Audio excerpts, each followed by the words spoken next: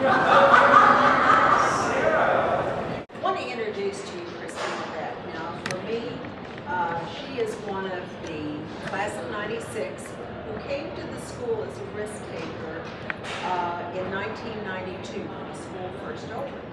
So a lot of the traditions and a lot of the things that you enjoy now, like Model UN, that didn't exist for us until Christina's class and the class of '95 picked up and created these things. They actually established the junior prom. They were the first ones to hold a prom for seniors. Christina was big in Model UN. That was kind of her thing to what she's doing right now, and took French and Russian, and was into ice skating and swimming. So that was Christina then. And now this, I'll let her pick up and carry on to where she is now. All right. Thanks for coming, everybody. I know Mr. Muller told me that it's 18 weeks, so I know you guys are super fans, and I appreciate you showing up and putting on an old alumni. Just wanted to say that, as Taylor said, I was part of the second graduating class at the Governor's School, and it's really exciting for me to see how much it's grown and how enthusiastic people still are, so keep up the good work. I have this presentation. I know I have 20 minutes. It is a hair over 20 minutes, so I'm going to talk really pretty fast, and if you have any questions, just stop and ask.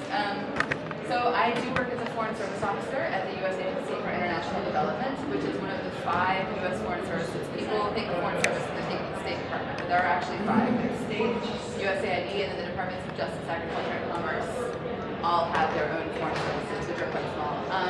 I am here not only as part of the alumni program, but as part of USAID's Hometown Diplomat program, which is kind of by way of saying that they sent me this presentation, and I'm a little bit duty-bound to give it as is, so if it's a little bit dry, I apologize, and I'll try to kick it up a little bit as I go along. So, see, I'm extremely low tech, I don't know your notes. So, what is USAID? The fundamental question for USAID is to figure out, within U.S. foreign policy structures, what is the role of foreign assistance? And there is no one answer to that. It's different in every country that you work in.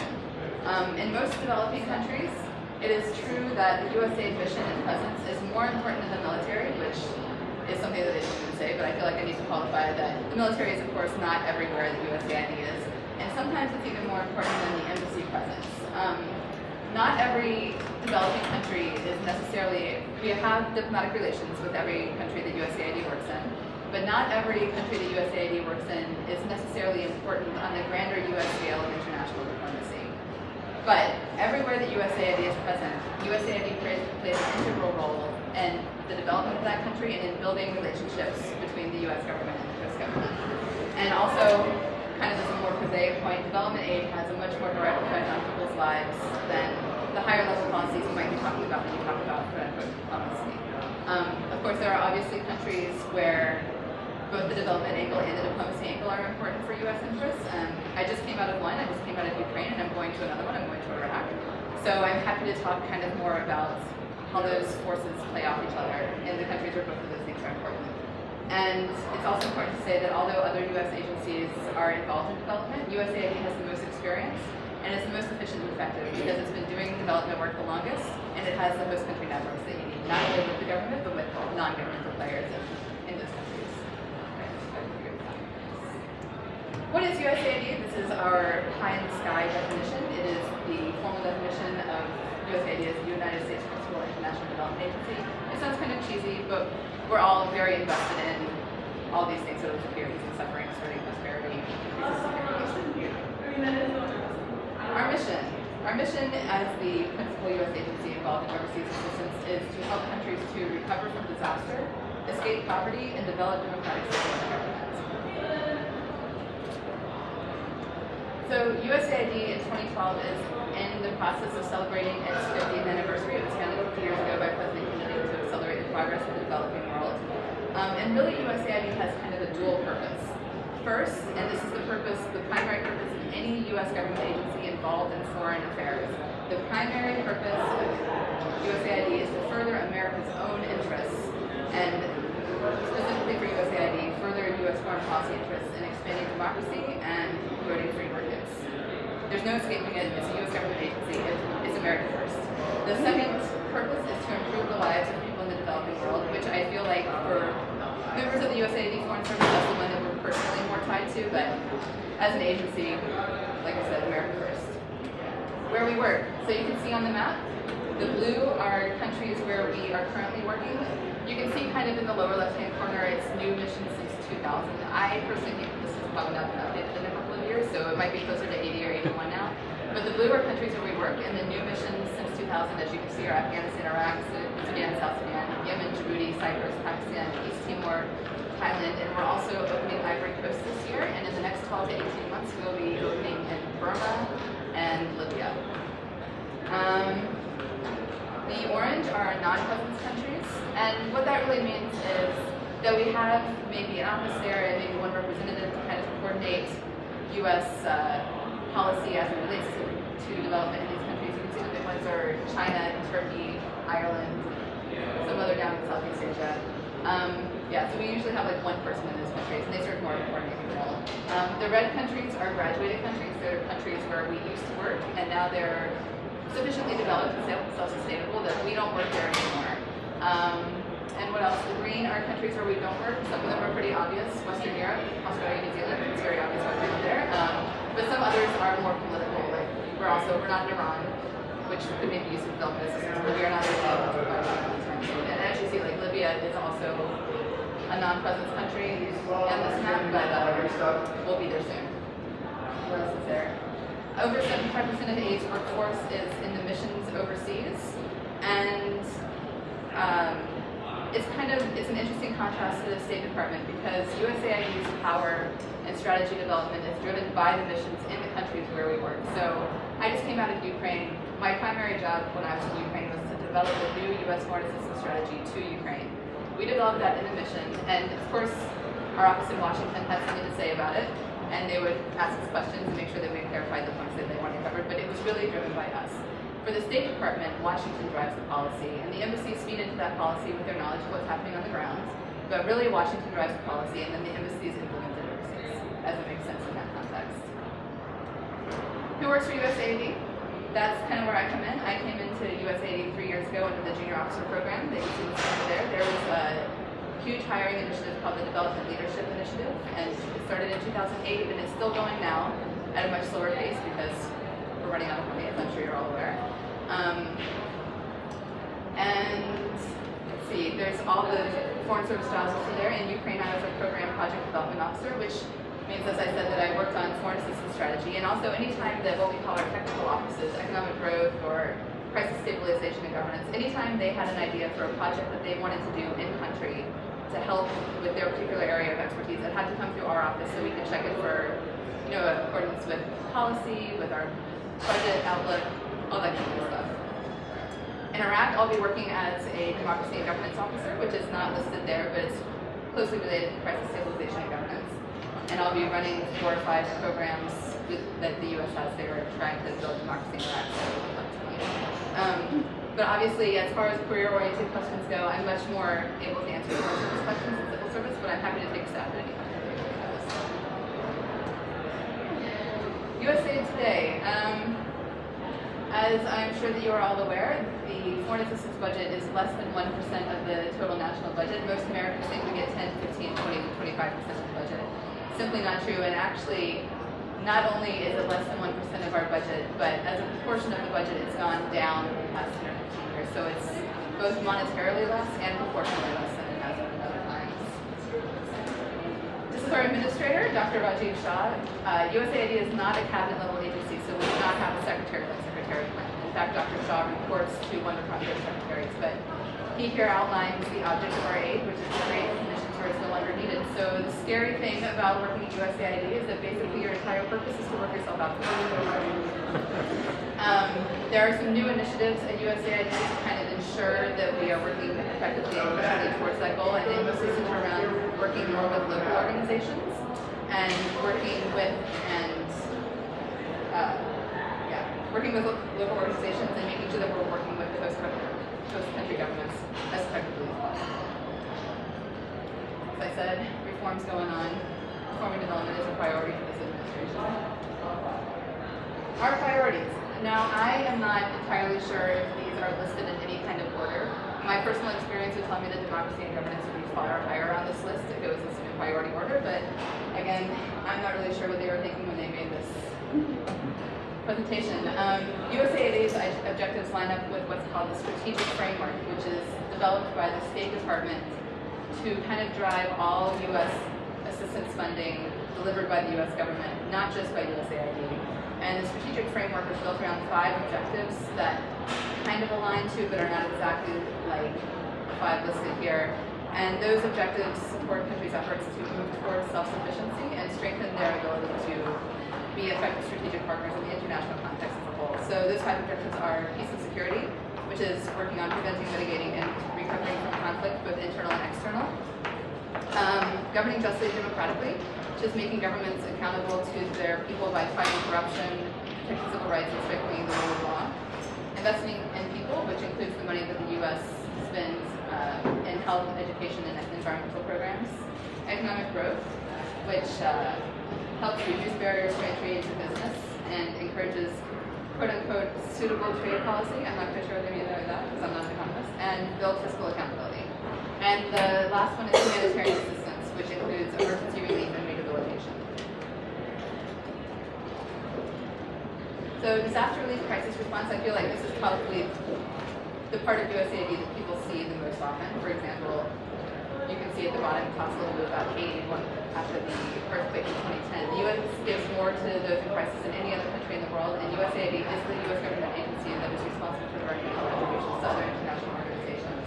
And I just wanted to say a little bit about this example in Haiti about mobile banking. It's mobile initiatives are really big right now for USAID, and it's not always related to disaster relief. But if you think about it, mobile banking and all kinds of other mobile systems allow for quicker development in places where they just don't have the physical infrastructure to build these systems. I mean, building those things physically would take years and tens or hundreds of millions of dollars. So there's a big push, particularly in sub-Saharan Africa and parts of Southeast Asia, to kind of jumpstart particularly economic development by skipping bricks and mortar and going right to mobile systems. And I think that personally the best example of this is South Sudan, which is the newest country on the planet. And it's roughly the size of France. There are only 68 miles of paved roads in the entire country.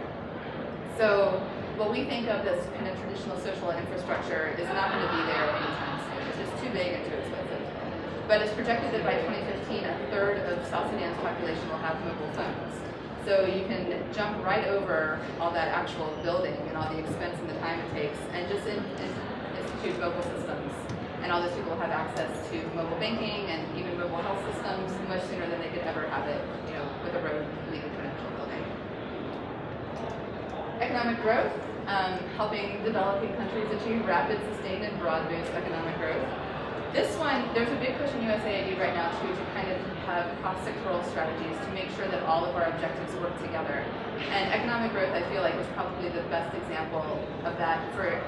It's really hard to build economic systems, private sectors, reliable business systems if you don't have laws to protect people's investments. So when we wrote the new strategy in Ukraine, for example, we made sure that our economic growth and our democracy and governance objectives were very closely tied.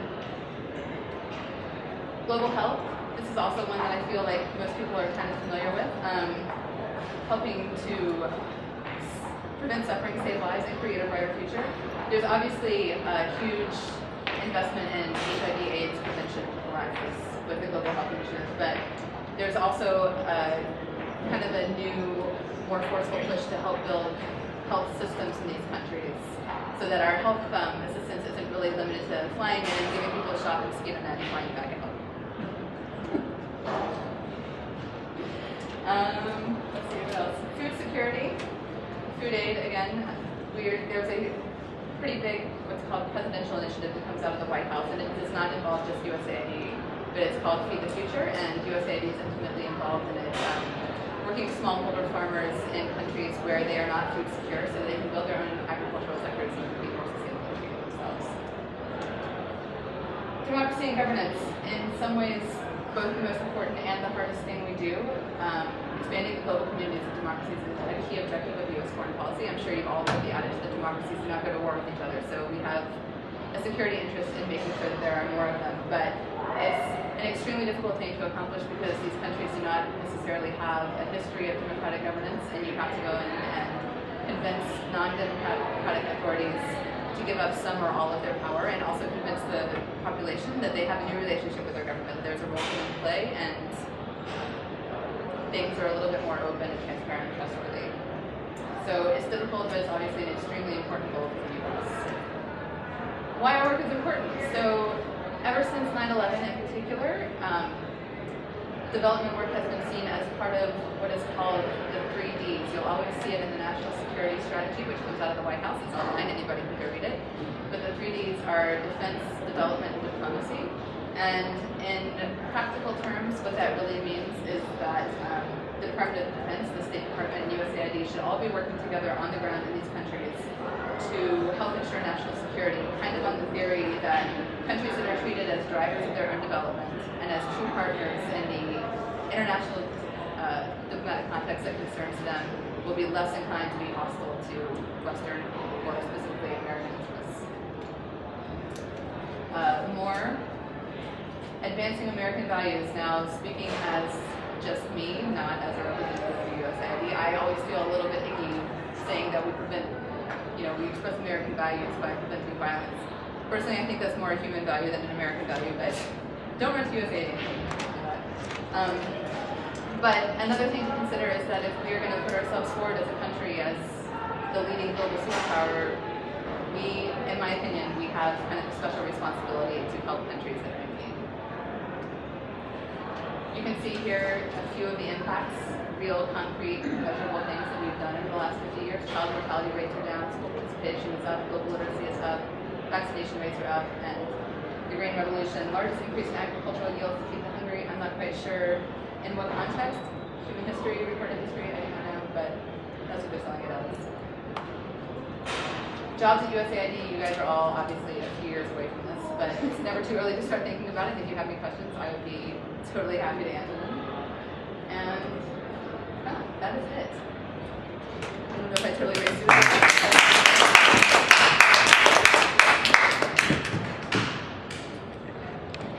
You don't have to have questions. It's cool if you don't.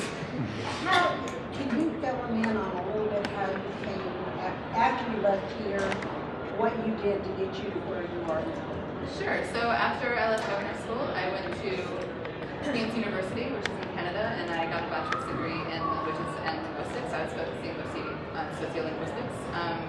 Then I took a couple years off because I was burned out. It's okay to take a couple years off if you're burned out. My advice to you. Then I went to American University and got a combined JD/MA. So my law degree was heavily focused on international law, and my master's degree is in international politics. Then I worked as a corporate attorney for a few years, mostly. So while I was in law school, I worked at the International Foundation for Election Systems, which is an American-based implementer of systems abroad.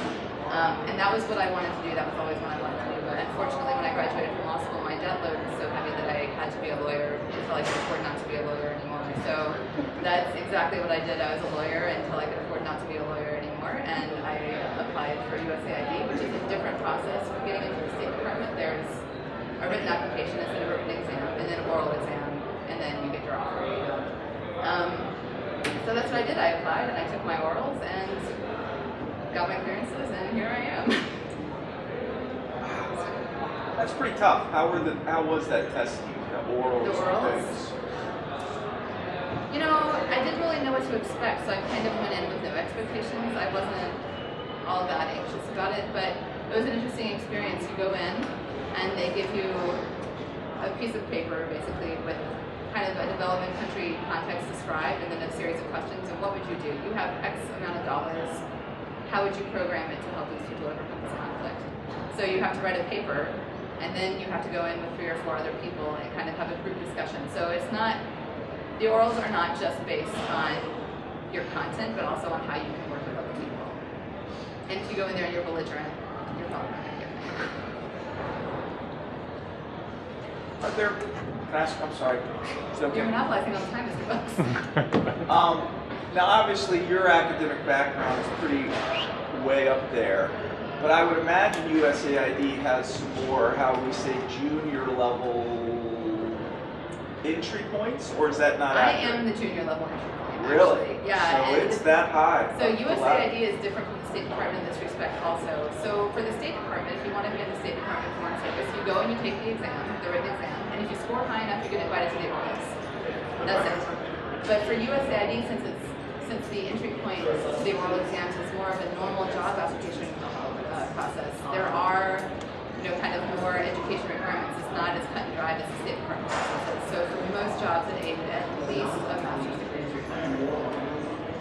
Can I ask one more question, Christina? Sure. Way back when, there was a little, I don't know how to say this, little stink on USAID dating back to that whole Cold War thing. Can you be more specific? There have been a lot of stinks about USAID. No, I mean, like, particularly, there was some dispersions cast, particularly around Vietnam, places like that, because of USAID involvement, that maybe they were doing other things besides that. Has that, as time goes by, has that disappeared? That sort of... I wouldn't say that it's disappeared. I would say that that kind of suspicion still exists in Iraq and Afghanistan in particular. But there's a lot more transparency now. There's a huge emphasis on monitoring and evaluation of our own programs. And actually, when I was in Ukraine, I just went through a pretty politically sensitive evaluation of a program that is pretty entrenched in U.S. assistance policy. Was not particularly interested in being evaluated very quickly, but we're kind of buckling down on that and saying, no, if you're accepting U.S. taxpayer money, we're going to monitor and evaluate you honestly and openly, and that's how it's going to be. But I think that in countries particularly where U.S. interests are a little bit murky, I mean, honestly speaking, there's always going to be some suspicion. Don't any of the kids have questions, you guys? Okay.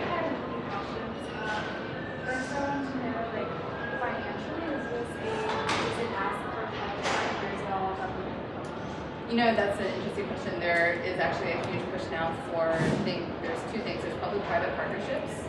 So private companies can work with USAID, and the rule is it has to be at least one-to-one matching from the private company to USAID funding, and we prefer for it to be more private funding than public funding.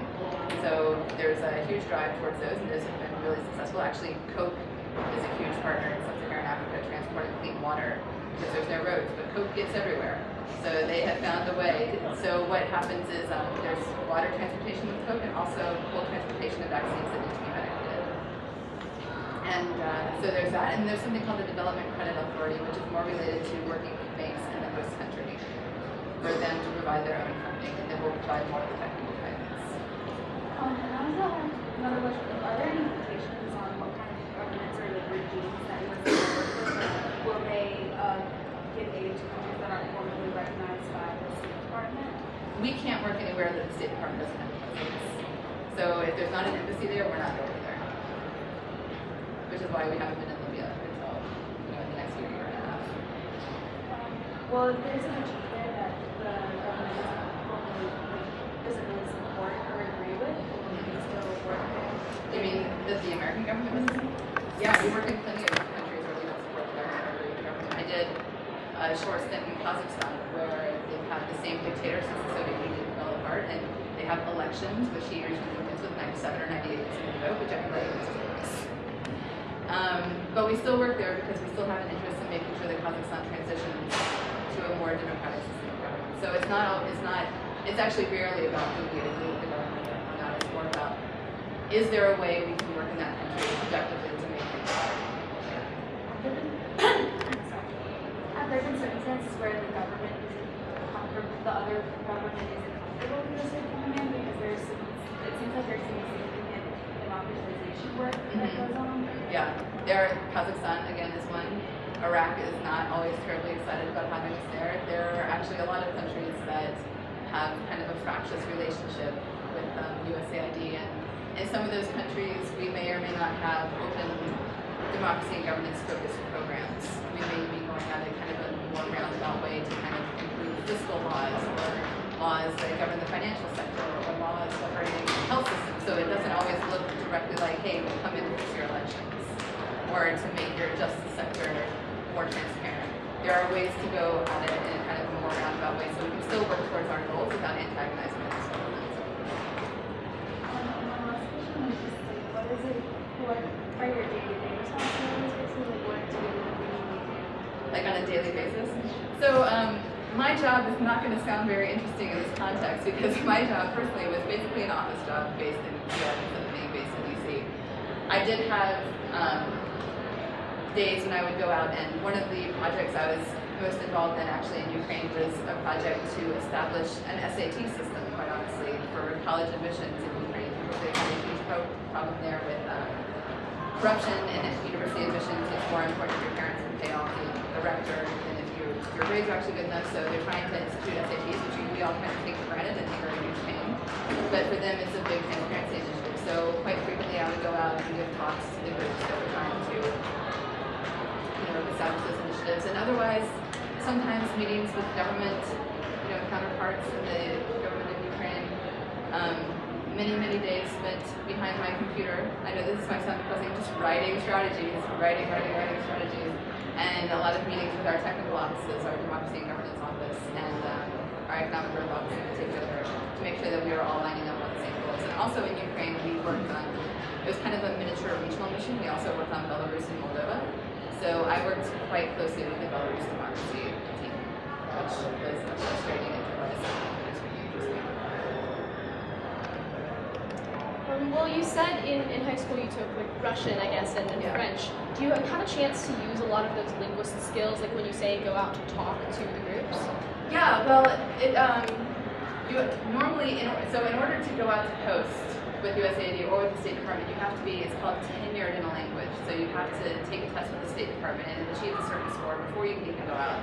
My language was Russian. I got 7.5 months of 7 hours a day of language training before I took that test. And then I went to post. I would say actually the reality is, in Ukraine it was a different situation. I know that in some countries, I would say particularly in sub-Saharan Africa, like the former French colonies, they speak French in the office because their local employees, the English is not strong enough to make English, kind of a practical choice. In Ukraine, all of our local employees, we call them Foreign Service Nationals, all of our FSNs spoke extremely good English, so we spoke English in the office.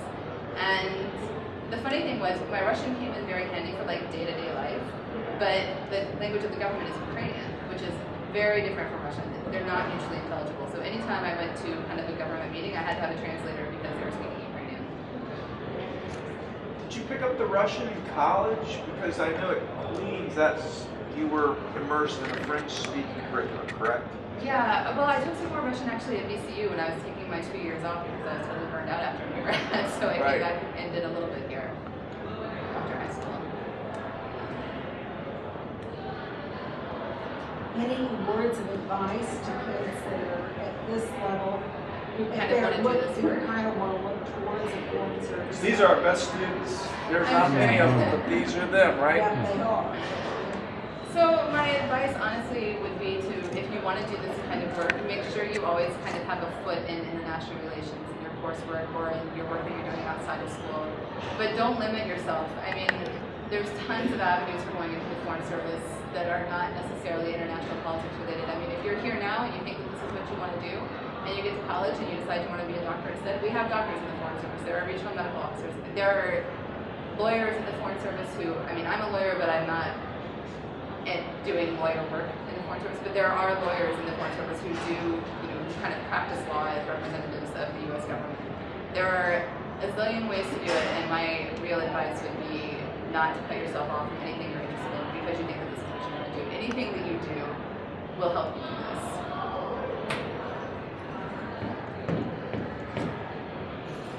Also, I have brochures I'm supposed to be handing out. I'm extremely remiss. But any other questions? Totally happy to talk. But I know it's AP week and you guys are stressed. Are there any programs for students At this level? Yeah. It's. So I was checking my work email the other day and I saw an email about e-internships with USAID. And I was like, oh, this is so great. I should totally bring this up when I'm in governor's school this week. But I read further and it said something about how 40% of the e-interns were graduate students. The truth of the matter right now is that getting a government internship is extremely competitive because the economy is terrible and have to be served. That's kind of how it is. If you want to be involved in this kind of thing, if you kind of want to get your feet wet with international relations at this point, I would say stick with Model UN. And I guess the other suggestion I can come up with is if there are kind of any international forums that need volunteers, even if it's just being an usher, at least you're there and hearing World people. Affairs? The World Affairs. World Affairs. Oh, I'm sure I've never heard that. But they do have monthly things. Yeah, I mean, go to any of those things, and if you really want to do kind of work, I don't know if there are any kind of immigrant-based, groups in Richmond that you can kind of just volunteer with. Even anything you can hear from people about their experiences abroad will help you understand more about what goes on in other countries. So any opportunity you have to listen to people talk about foreign policy or interact with people who have lived most of their lives overseas will help you do this kind of thing. It's a very open road. What avenues are there for you to move into if you were to stay with Well, I mean, there's a normal kind of progression upward towards being a mission director or an office director. I'm not sure how much of a management role I really want to have. But there is one great thing about USAID that is also different from the State Department is that you can come in kind of one line of work and move around. So I came in as a program officer. In Iraq, I'm going to be a democracy officer because I have an interest there too and I want to see how it goes. If you take the State Department exam, you come in as a consular officer or a political officer, it's very hard to move around, with the exception that everybody has to do at least one consular tour because they can't find other people with stamp visas. So I'll probably move around a bit in technical areas just to see what's out there, do some different work. Cool. Anything else? I'm happy to hand out my card if anybody thinks that they might have questions later. Thank you.